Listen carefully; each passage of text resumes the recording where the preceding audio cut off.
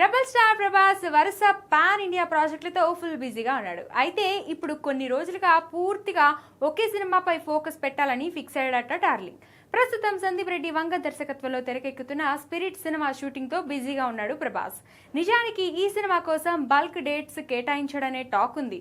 అందుకు తగ్గట్టే గత కొద్ది రోజులుగా నాన్ స్టాప్ షెడ్యూల్స్ తో దూసుకుపోతున్నారు.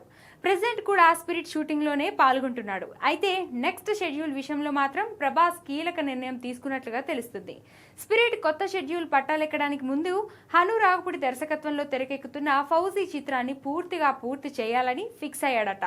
ఇప్పటికే ఫౌజీ షూటింగ్ చివరి దశకు చేరుకుంది. దీంతో ఎలాగైనా సరే ఫౌజీ షూటింగ్ ఫినిష్ చేసి స్పిరిట్ లో జాయిన్ అవ్వాలని భావిస్తున్నాడట. త్వరలోనే సైనికుడిగా ఫౌజీ యుద్ధ భూమిలో అడుగు పెట్టబోతున్నాడట డార్లింగ్.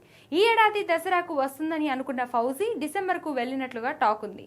అనుకున్నట్లుగా డిసెంబర్ నాటికి విడుదలకు సిద్ధం చేయాలనే పట్టుదలతో ఉన్నాడట డార్లింగ్. ఈ లెక్కన చూస్తే ఫౌజీ సినిమా అనుకున్న సమయానికి థియేటర్లోకి రావడం ఖాయంగా కనిపిస్తుంది. ఇక ఆ తర్వాత స్పిరిట్ పై ఫోకస్ చేయనున్నాడు రెబలుడు. అది అయిపోగానే కల్కి 2 సెట్స్ లో అడుగు పెట్టనున్నాడు.